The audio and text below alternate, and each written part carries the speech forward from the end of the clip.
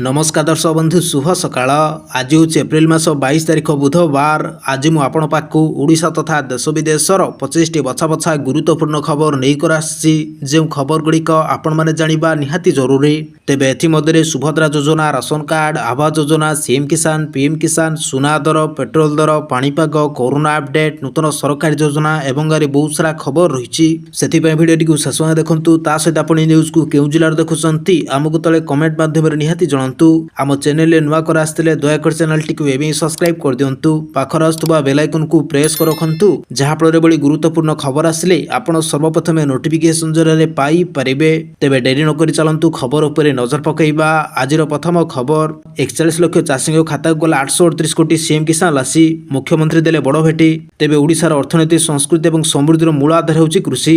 राज्य सरकार सर्वदा कृषक मान सहित रही। 22 मास मध्य राज्य कृषि अभिवृद्धि हार 5% बढ़ी जार जातीय हार ठार अधिक रही। चलित वर्ष राज्य में 150 लाख मेट्रिक टन अधिक खाद्य शस्य उत्पादन हो एक नुआ रेकर्ड सृष्टि करिछि। मंत्री कहते आगामी दिन में कृषि को अधिक लाभजनक कर आधुनिक सशक्त एही अवसर में 2026 खरीफ ऋतु राज्य में 41 लाख 68,582 जन कृषक मानक सीएम किसान राशि प्रदान कर प्राय 838 कोटी 48 लाख टंका सेमानकर बैंक खात को हस्तांतर कर। मुख्यमंत्री कहते कृषक मान आर्थिक सशक्त करने हूँ सरकार लक्ष्य। यही योजना ताहार एक उत्कृष्ट उदाहरण। तो दर्शक बंधु चलतु नजर पकड़ा परवर्ती खबर पर। आज भुवनेश्वर सामान्य कमिला सुना दर। जानतु केते रही आपण सहर दाम। तेबे आज भुवनेश्वर सामान्य कमी सुना और रूपार दर।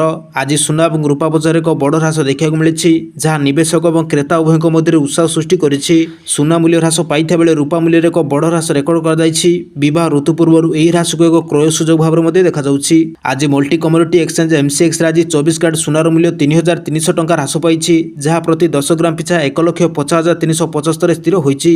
यही समय रूपा मूल्य 13,037 टंकार एक बड़ ह्रास रेकर्ड कर जहाँ किलोग्राम प्रति 2,30,000 टंका ह्रास पाई। जदि भुवनेश्वर सुना रेट देखा ताले 24 कैरेट सुनार मूल्य 15,420 टंका रही। सेहीपरि 22 कैरेट सुनार मूल्य 1,38,800 टंका रही। तो दर्शक बंधु चलतु नजर पकड़ा परवर्ती खबर उपर। एणिके मासक 2 थर आसिब दरमा। सरकार कले बड़ घोषणा। तेबे जदि आपण मासक 2 थर दरमा पाइबा आरंभ करते तेबे आपणकर अनेक आर्थिक असुविधार समाधान हो पार। भारत में पड़ोशी देश नेपाल एवं कर्मचारी मानक दरमा देवार पद्धति एक बड़ परिवर्तन कार्यकारी करिछि। मास शेष में थरे सेमानकर पूर्ण दरमा पाइबा परिवर्ते सरकार कर्मचारी मानक प्रति 15 दिन में सेमानकर अधा दरमा प्रदान करिवे। नेपाल सरकार पदक्षेप को एक क्रांतिकारी पदक्षेप भाव में प्रशंसा करा जाउछि जहाँ प्रशासनिक ढांचा और कर्मचारी मानकर उभयों को लाभ पहुंचाइबो। नेपाल अर्थ मंत्रालय कहिछि जे पदक्षेपर प्राथमिकता उद्देश्य होछि सरकारी कर्मचारी मानक आर्थिक परिस्थिति को स्थिर करिबा एवं बाजार मध्य नगद प्रवाह को वृद्धि करिबा। जेतेबेले लोक माने 15 दिन टंका पाइबे यह बजार एक निरंतर क्रय कार्यकलाप को सुनिश्चित करिबो। एहा फଳରେ खुचरा और क्षुद्र व्यवसाय मानकर व्यवसाय मध्य वृद्धि पाइबो। तो दर्शक बंधु चलतु नजर पकड़ा परवर्ती खबर उपर। 300 यूनिट पर्यंत मागणा विद्युत महिला मानक 40,000 टंकार पेंशन बड़ घोषणा कले सरकार। तेबे समाजवादी पार्टी राष्ट्रीय अध्यक्ष अखिलेश यादव सोमवार एक बड़ निर्वाचन घोषणा करिसेंती। से घोषणा करी कहिसेंती यदि समाजवादी पार्टी 2027 रे राज्य सरकार गठन करे तेबे ग्राहक मानक 300 यूनिट पर्यंत मागणा विद्युत जोगाई दिया जिवो। सेहीपरि महिला मानक वार्षिक 40,000 टंका पेंशन मिलिबो। अखिलेश यादव भाजपा को टार्गेट करी कहिसेंती ईवीएम भली विद्युत मीटर गुड़िक हेराफेरी कर दाउछि एवं जनसाधारण एबे एही व्यवस्था को बुझी सारिसेंती। से यह कहते महंगा विद्युत और गैस सिलिंडर भाजपार विद्युत संयोग को काटी पकाइबो। 2026 लोकसभा निर्वाचन फलाफल को उल्लेख करी 2027 विधानसभा निर्वाचन में यथासंभव अधिक आसन जितिया एक रणनीति विकास करने को पड़ो। तो दर्शक बंधु चलतु नजर पकड़ा परवर्ती खबर उपर। आज यह सब जिले में कालबैशाखी वर्षा 15 जिला को सतर्क सूचना जारी। तेज राज्य में गत किछि दिन धरी पारद उपरमुआ होइछि। दिन गरम और गुळुगुळी अपराह्न कालबैशाखी जनसाधारण को अस्तव्यस्त करुछि। आसंता 4 दिन धरी राज्य में ग्रीष्म प्रभाव जारी रहिबो।